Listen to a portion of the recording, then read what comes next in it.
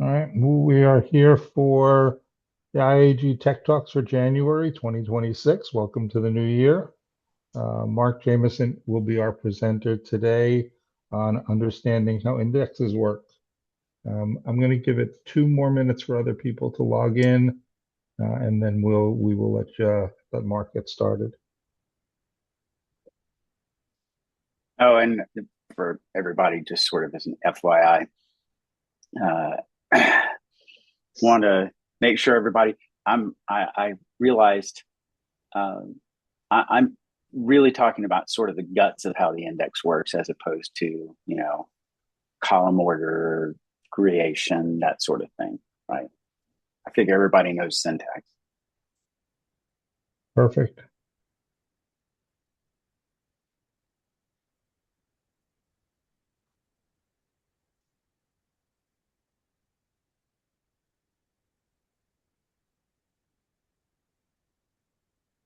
And as a teaser, if everybody stays to the end, I'm also going to cover something that's uh, coming out with 15.0.1 and I believe 14, the 1410 release as well, that should have a tremendous impact on performance in a positive way, and not just for indexes. Cool. Most of you've probably heard it already, but it's applicable.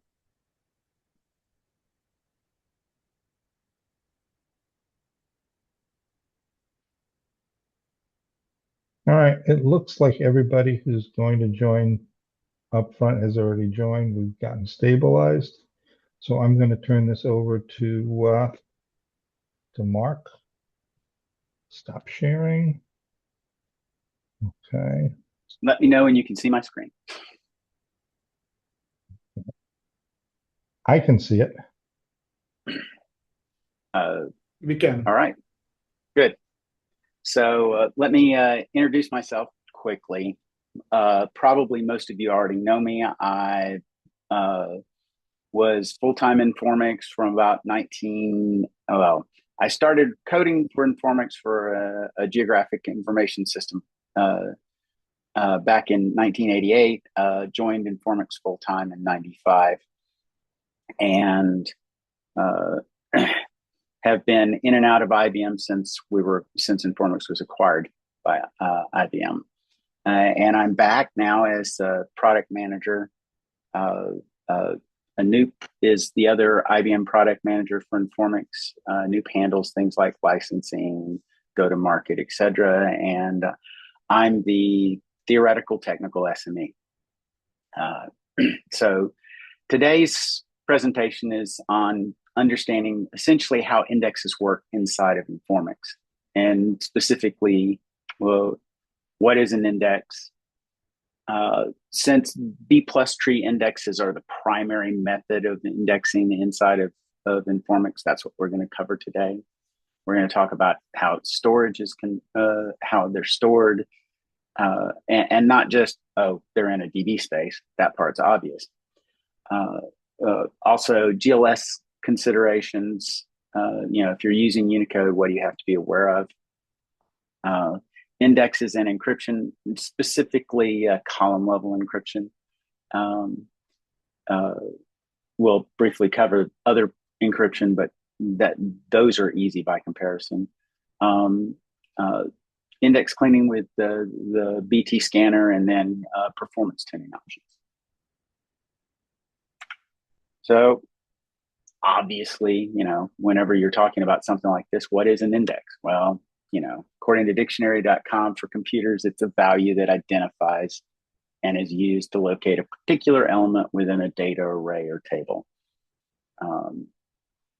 First example of where this was used and what we think of today in modern databases would be the C index sequential access method, or CISAM.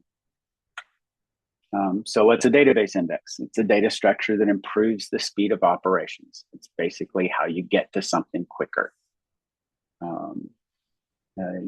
It can be, you can use one or more columns in the database table. Obviously with Informix, you can do a whole lot of things because you can create functional indexes, but that's a different topic for a different day. The primary purpose is to speed up access to the rows of data in the database object. And what's the old saying? It's a famous saying by many, including Thomas Sowell, is there are no solutions, there are only trade-offs. And as with that, an index gives you performance at the cost of space. So what's a B plus tree index? It's a type of tree which represents sorted data in a way that allows for efficient insertion, retrieval, and removal of records. But the better solution, as it were, is it's a B tree, which is what this is derived from. It's you have a B tree and then a B plus tree. A B tree would be a straight binary tree, so you'd start with a single top level and you'd move down to 2. And from each one of those 2, move down to 2, et cetera, et cetera. Whereas with a B plus tree, you have multiples and you can traverse across the levels. So I sort of started with it already, but our index terms, we have the B tree, the B plus tree, the root node, leaf nodes, twig nodes, parents, and levels. And you can see, as it's showing up on the screen, hopefully anyway, is that they're essentially cross-linked at each level. So the root node is surprisingly the top level node, or unsurprisingly, I suppose. But I guess technically that means that it's an inverted tree, right? Since we start at the top and go to the bottom. Leaf nodes are at the very bottom. They're the part that references the data. Your twig node is an intermediary between the leaf node and the root node. And as evidenced here, the parent would be, so you can have multiple twigs. The parent twig is just the one that precedes it, is above it. And then finally, when people talk about levels, that's what they mean. So in this particular instance, we have an example of a 4-level tree. So the root node is where every B plus tree starts. There's only one root node per index, as long as you don't start talking about features like forest of trees. A root node may also be a leaf node. If not a termination point in the index, a root node points to either leaf nodes or twig nodes. So what's a leaf node? The leaf node is the node in the B tree index that actually points to the physical location of the rows the index represents. They're cross-linked and mark the endpoint of any index. If you're at a leaf node, you're not going to go any deeper. You'll only go across. And twig nodes are exactly what they sound like. They're the twigs on the tree between the leaf and the root. There can be multiple levels of twig nodes, and twig nodes are also cross-linked. So levels is a term to describe how deep an index is. Your common levels are 2 and 3 level indexes, at least if you've got a good index. Art, what's the worst level that you've seen when doing performance tuning? I don't think I've seen worse than 6, typically 4 or 5. Yeah, I've seen an 8 once. Okay. But to be fair, that was associated with index bloat and what ultimately ended up being a defect way back in the day. And just can anybody, just for anybody on the call, can you, is it possible to have an index less than 2 levels? Absolutely.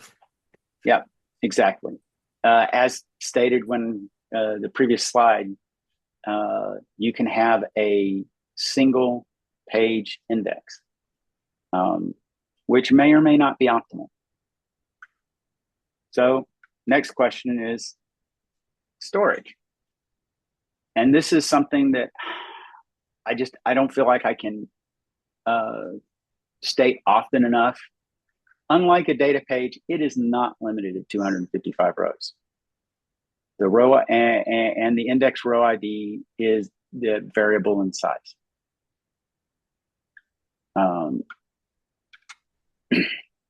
So we've got, here's what the row IDs look like before 15.0. Data and index is in the same partition. Row ID is 4 bytes for attached indexes. For detached that are local, the data and index is in the same DB space. Row ID is 4 bytes. It's a logical page, not page address. Then for detached indexes, the row ID is 8 bytes, because now you have to specify a part num and a logical page address within the part. Of course, it's actually getting larger in 15.0 and future if you use large tables. So the positives for that is larger page sizes can handle more index items on each page. It reduces the number of levels in indexes. And it reduces I/O. And obviously, I/O is always the enemy of performance. Larger index items can benefit from larger pages. So if you've got, a 4-column index that ends up being, sadly, might include a character, say a varchar, which is not ideal, but still a varchar that's over 100 bytes.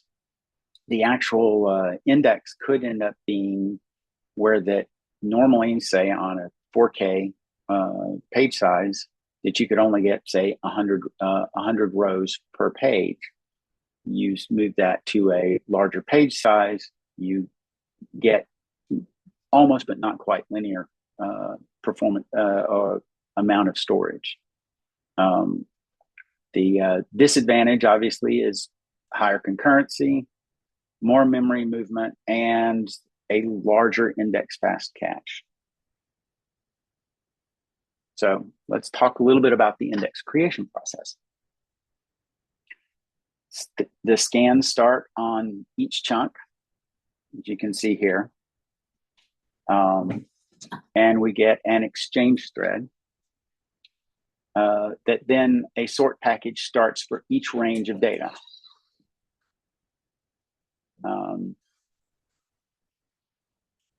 And we have another exchange thread at that point.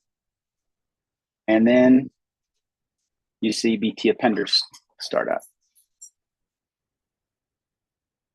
Now, the index is approximately 50% done when the BT appenders start.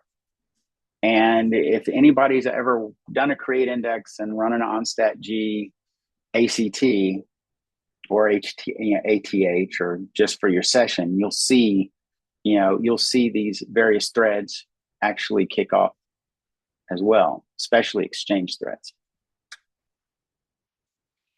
And the last thing we see is the merge. So talking a little bit about GLS considerations.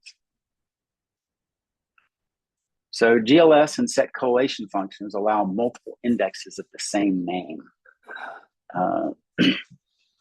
The functionality is needed so that you can have a database that the client locale could change for collation purposes, right? So the database itself may be UTF-8, ENUS UTF-8, but if if it also stores Japanese kanji data, you would want to be able to select on it and potentially sort on it.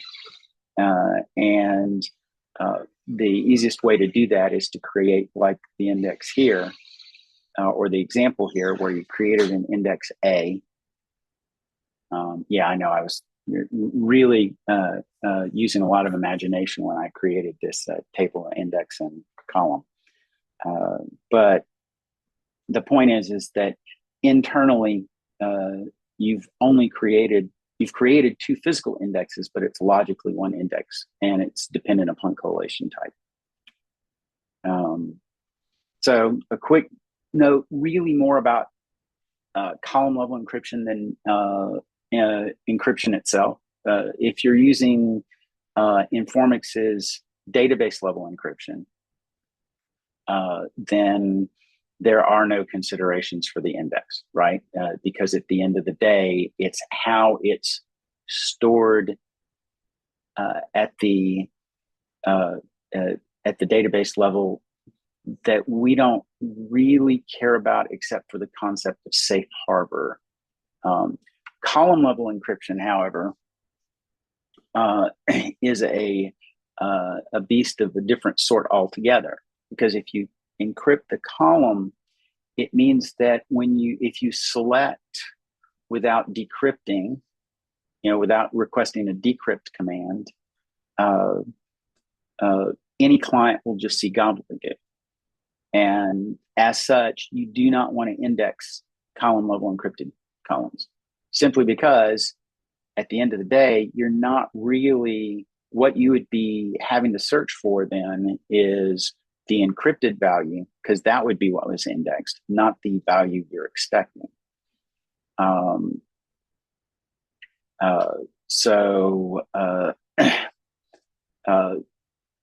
If you, in theory, if you were trying to troubleshoot this or problem solve this, you might think to write a functional index on the decrypted data, because then you would just decrypt.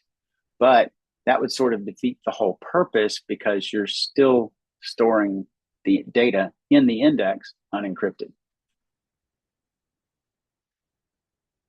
So the irony is that the creation stuff, the storage stuff, and everything else is pretty simple. And it's almost, but not quite, fire and forget. The more interesting aspect, and the part that you'll probably find a lot of trying to figure out as a DBA, is index cleaning, because you have to have the indexes cleaned on a regular basis in order for them to maintain any sense of efficiency.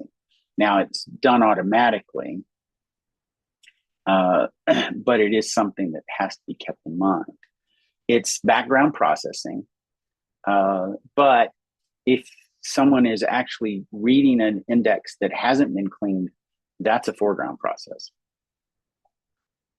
So how have we cleaned in the past? There's multiple ways, but at least one thread named BT Scanner handles the cleaning. When an index item was removed, a delete flag is set in the item's key. When that happens, we increase the hit count for the index, or the partition if it's an attached index. We have a process that goes through and scans the list of partitions that have hit counts. If the hit count exceeds the designated threshold, we add the partition to the cleaning list. We clean using an appropriate method and compress where possible. For all partitions that have been cleaned, we reset the hit counter back to 0. So the hit counter is the number of times the index page that contained deleted items has been scanned. And the hot list is the list of indices that need to be cleaned based on their hit counter having exceeded the defined threshold. Now, obviously, that's the hit counter is like it says, it's an indexed page. It's an index page that's been hit. If you've only deleted from what essentially amounts one page and you're not even scanning it, the hit counter is not going to go up except for the number of deletes that occurred or the number of times it had to be scanned to purge the entire index or the entire index page. So BT Scanner used to have exactly 2 priority modes, high and low. And it's been a long time ago, but we finally realized that priority was a bad idea. Low meant nothing ever got done, and high had a tendency to spin off into Never Never Land, causing performance issues of its own. So both were removed in versions 10 and 11 of Informix. So here are the remaining cleaning methods. We have a leaf scan, a range scan, and what is referred to as an Alice scan. So a leaf scan starts at the root node of a partition, traverses down the left side of the tree until the leaf level is reached, scans across the entire index looking for the delete flag, and then it will clean each page with the delete flag and attempts to compress pages where possible. So, example of an leaf scan. Positives, it's extremely efficient for small indices, and it works for both detached and attached indices. The negatives are it's exceptionally IO intensive, because if you go back and look here, if you have if your index page that needs to be cleaned is down here at the very last leaf page, so on the far right-hand side with the little dot, it starts at the root and traverses down till it hits the leaf page and then scans across all the leaf pages. So the next method is the range scan. Again, now instead of reading sequentially, as it were, it starts by reading a block of pages, starting with the lowest logical page that the requested cleaning has been made. It examines the block pages, which have deleted items. And then as it starts doing that, it makes an asynchronous request for the next block of pages to be read. It reads the list of pages to be cleaned in the buffer pool, cleans, and if possible, again, compresses or merges the index pages. It'll stop when the scan reaches the highest logical page, i.e. when it exceeds the range. So in this case, as you can see, it really only messes with the leaf scan or with the leaves, and it goes from where the range starts to where the range ends. Again, much more efficient as a positive. It's much more efficient from an IO perspective. The negatives are it does not work on a table that has multiple attached indices. And range scans are dependent on index layout and not on the data contained in the index. So if you created, for instance, an index with very small extents, and that there's been a lot of extent concatenation, that can also result in a lot of what we refer to as extent fragmentation, and a range scan would have a lot of problems with that. Finally, we're talking about ALICE, which stands for Autonomic Linear Index Cleaning Mode. When an item is deleted, the index region's bitmap is updated to indicate the cleaning needs to occur in that region. ALICE only reads the pages from the regions whose bitmap entries indicate that cleaning needs to occur. Once the region is cleaned, the related bitmap entry is reset. So it takes a normal index like this and then views the index as a linear object like that, and then creates a region for that linear object. In this case, in this example, we created 4 index regions. And then it creates a bitmap structure for those regions. So Alice mode goes from 0 to 12, Alice mode 0 being off, which means you would only use range mode or traditional leaf scanning. And it goes all the way to 12.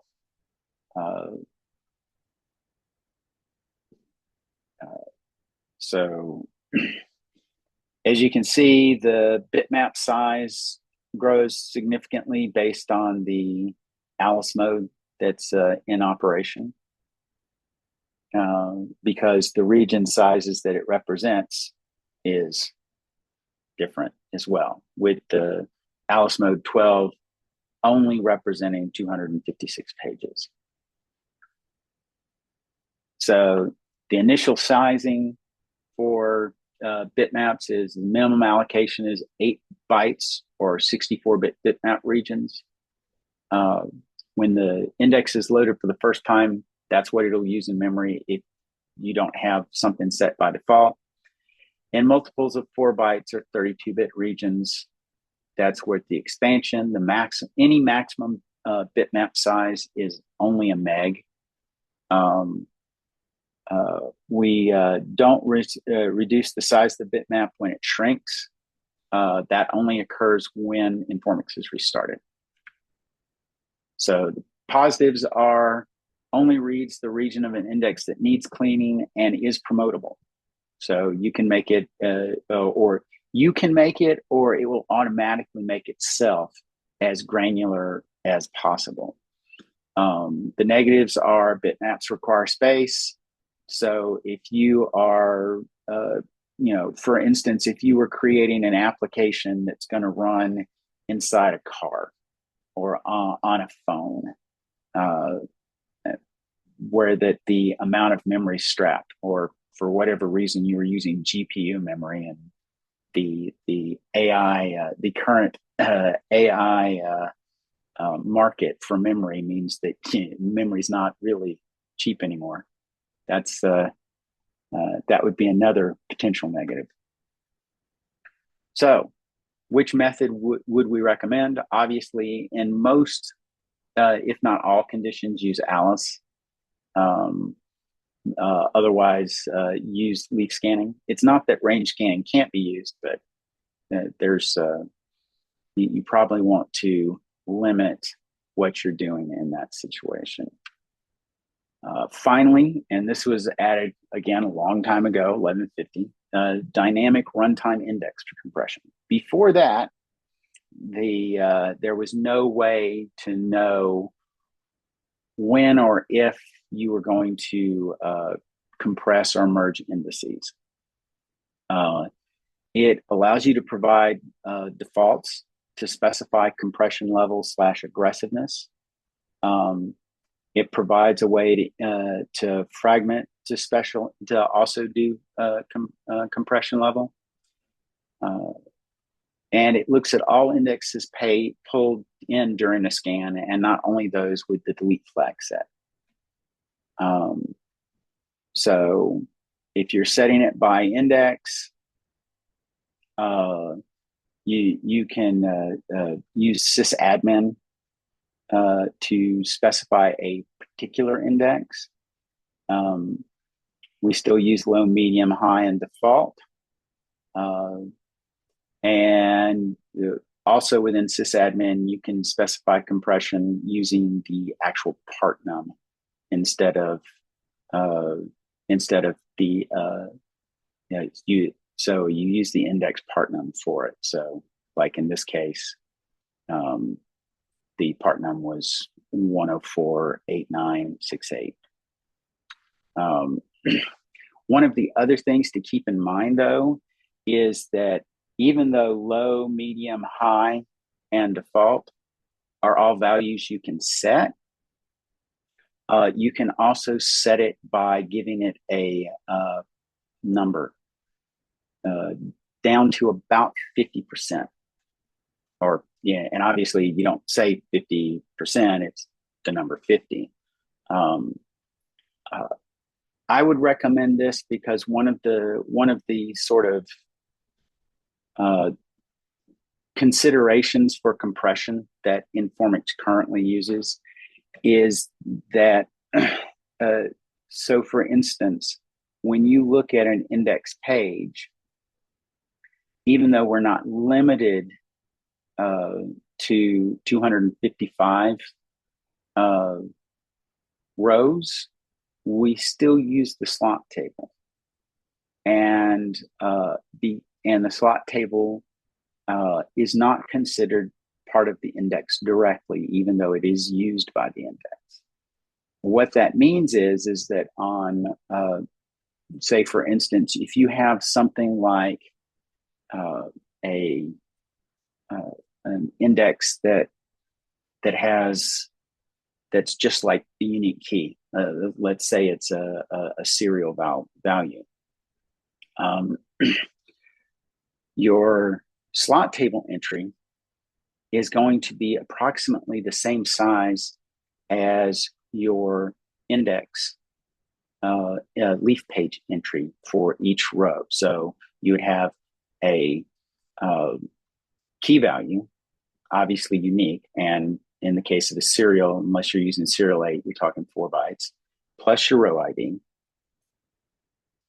So it's 8 bytes total. You can fill up 2/3 of the page. If you're not careful, it's very easy to fill up 2/3 of your page in a 4K page with the slot table. Now, you would think if you had, let's say, the value set to high, which last I checked, I believe it was 75% is what it evaluates. So the page has to be 75% free to be marked for compression. Well, you can get far quicker. You can get higher than 25% full just because of the slot table. So that's why I would, if you're seeing problems with it looks like the index is not compressing, that you could, in this case, instead of using low, medium, high, actually give it a percentage value. So for performance tuning, and I know that for anybody who's done performance tuning, this is, me preaching to the choir, is, what is the enemy of all performance? It's IO. So you want to get the most amount of value from the least amount of IO for your best performance. And disk IO, even if you're using solid state, disk IO is currently the biggest performance drain there is. It's way better with things like NVMe than it was back in the day when we were dealing with platter-based systems, although I'm sure that there's still some platter-based systems out there. Quick Informix 1510 performance considerations. First off, we have the row ID changes. With 1510, the row ID doubles in size from 4 bytes to 8 bytes for large tables. That means that out of the gate, if you migrate from a traditional small table to a large table in version 15, you're going to have probably twice the number of index pages that you had before to store the same amount of data. And detached indexes get even bigger. Now, the good news is on a 256K chunk, index key sizes now may be up to 32K in size. So if you want a monster key value, it's available. And again, larger DB space chunk sizes up to 256K. Now, at some point, obviously Moore's law kicks in, but the larger the page size, the more you can flatten. But as evidenced by the row ID changes, it's not a guaranteed flattening event. You have to test. So index flattening is, of course, the best way or the easiest way to improve performance, assuming that you have to have all the columns that you currently have, right? Obviously, removing keys is one way to reduce it. But as pointed out here, you're not guaranteed that it's going to flatten anything, and it may not be possible. If you've got a 3-column index and it's a combination of those 3 columns that give you uniqueness in the first place, and you need a unique index, that's, there's no way to get rid of it from that perspective, which is why the other option is rebuilding your indexes in a DB space with a larger page size. One of the things that historically I know I've recommended for years is, if possible, reserve your 16K DB spaces for indexes. Of course, that does require a buffer pool, a 16K buffer pool, which means you end up using memory. But assuming you've got the memory access and memory I/O is vastly faster than disk I/O, even cache disk I/O. But then there's also some ways that you can play around with BT Scanner to improve performance, not only of the scanning, but also just index, some indirect index improvements as well.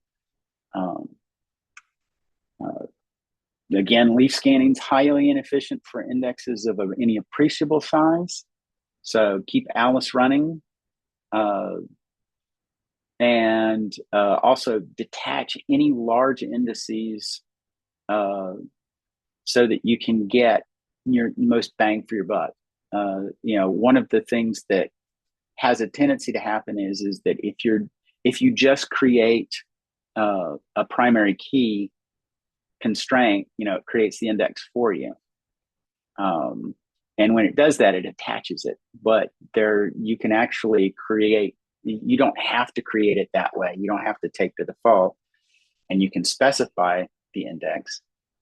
So if you create a unique index first, when you create, you can point to that, and therefore you can have a detached index for primary keys as well.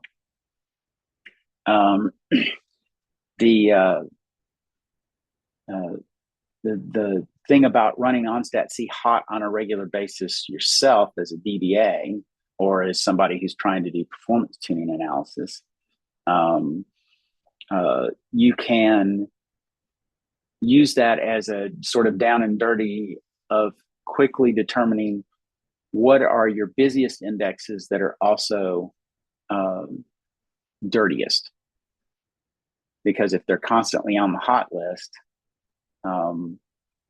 that might mean that you want to start your default Alice mode higher on those indexes than, eventually they may all get to 12, but, if you know that it's going to get to 12 quickly anyway, maybe you started at 12. But the OnStatC hot gives you that opportunity to do some analysis on that. OnStatC part gives you the opportunity to look at just the most actively used indices. And more importantly, if you've got, and there's plenty of situations where this is the case, somebody created indexes that aren't used and don't need to be there. So here's an opportunity to clean up space, and you can use OnStatC part to help identify that.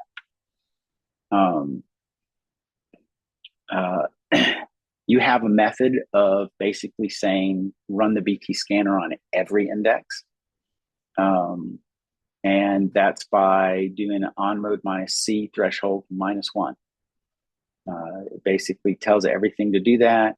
And the good news is that you don't have to remember to change the threshold after you do this. because it'll reset back to the default threshold value after it's completed this request. And then we have the sort of the poor man's online index reorg across the board, is that you can set compression to high or 50, like I suggested, and then you could scan every index, and that would compress every index that's compressible, as it were. Now, obviously, it won't compress an index that doesn't have anything to compress. You know, for instance, if it's a one-level index and you run this, it'll scan it and be done, right? Because there's nothing to compress. And then finally, you can use the onstat G or onstat-C Alice command and look at IO efficiency to see if so it may not be efficient enough to have adjusted yet, or to have moved, say, from mode 6 to mode 7. But if you're seeing that its efficiency is not particularly high, you could use that as an indication of, oh, well, we probably need to change the Alice level for that individual index. Or you could conversely also look at it and go, well, it may not be efficient, but it's clearly not happening. It's not being inefficient often enough that it was being automatically run. But either way, it does allow you to actually get a measure or an idea of what's going on. So, I sort of blew through this today. One other thing that I did want to make mention of is Informix, for time immemorial, has been basically doing the underlying reads and writes on 512K blocks, 512 byte blocks or 1K blocks, and 2K blocks. And starting with, just 5 and 1. Starting with these next releases that you should be seeing really, really soon, it's going to be, we're aligning on 2K and 4K, obviously depending on what the default is. But that means that you're going to get a lot more efficient reads and writes underneath the covers, as it were. Especially on like the 4K Linux systems. So, any questions?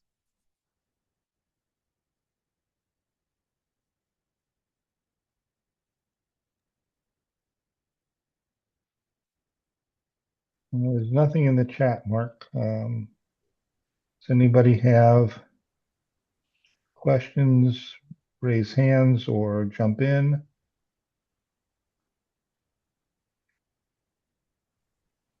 Hi, Mark. It's David Williams. Hey. Hey.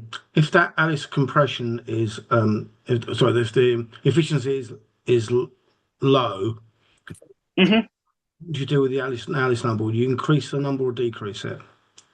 You would increase the number, although if it's below, if it's below 35% for 3 consecutive cleanings, it automatically raises the level.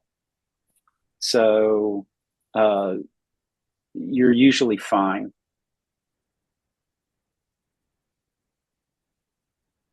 Okay, thank you for that. Yeah.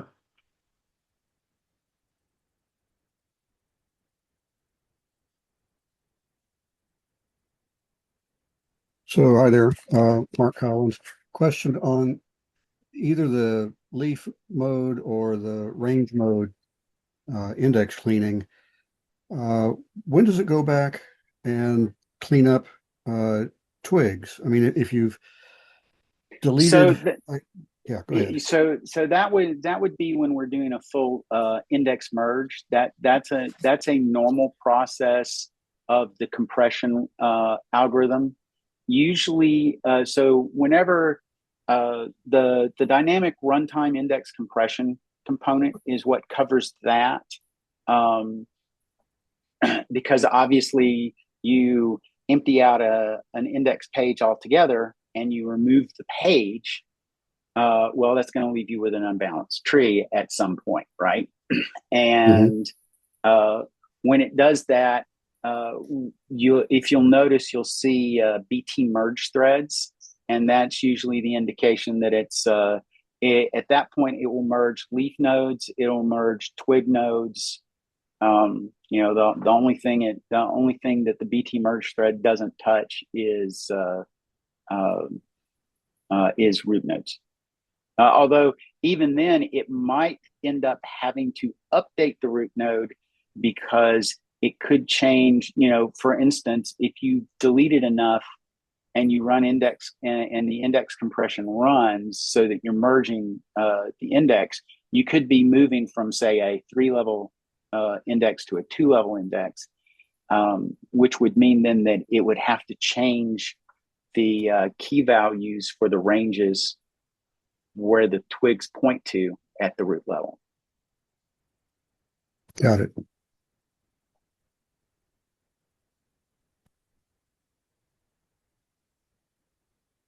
Okay. Anybody else?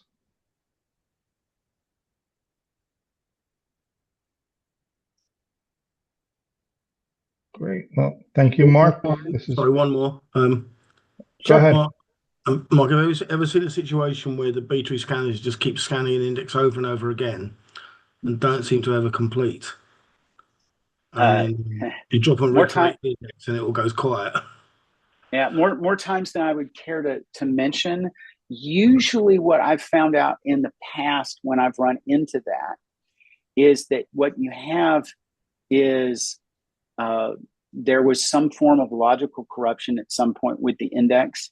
And so one of the like the last entry on a page actually ends up being self-referential. It either references back to itself or it references back to the beginning of the page.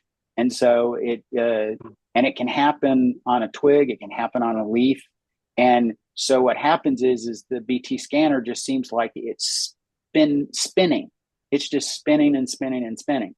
If you drop and recreate the index, obviously you get rid of the corruption, the logical corruption.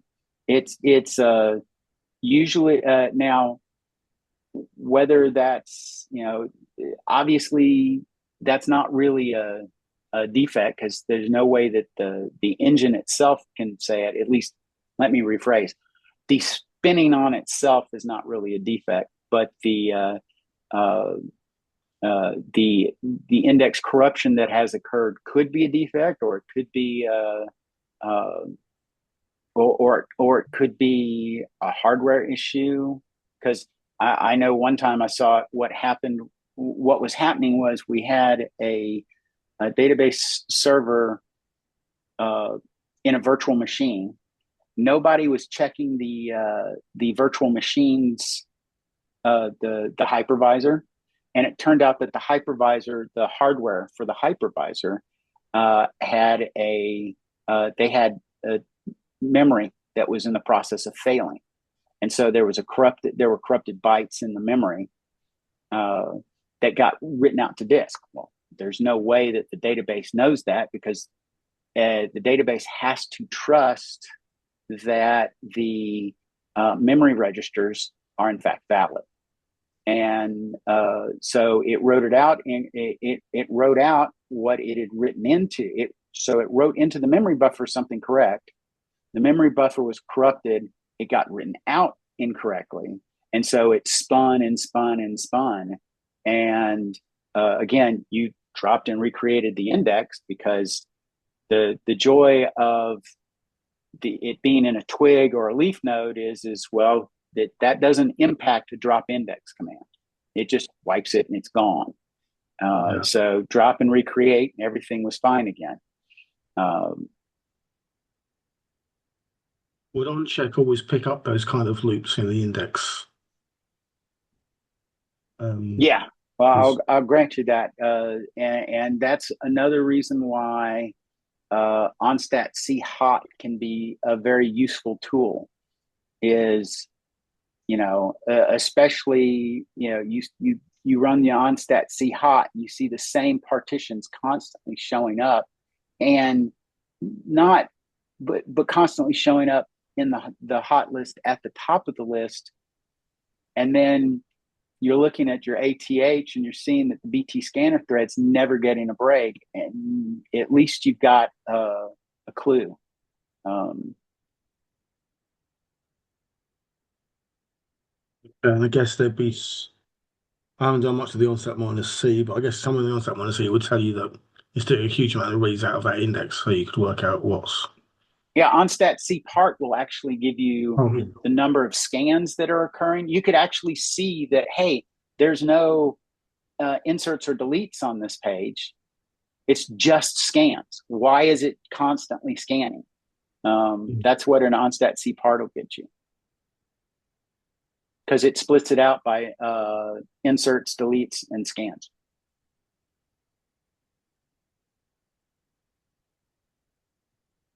Okay, so something for me to have a bit more investigation into.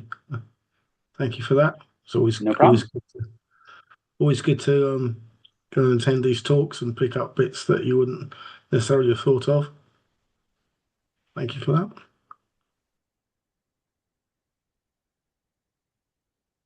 All right. I think that'll cover it for this. Thank you again, Mark. Thank you, everybody, for attending.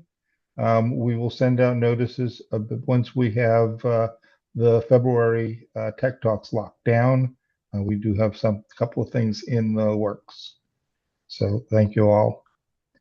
I'm going to end the recording and then end the session. Thank you. Thanks, everyone.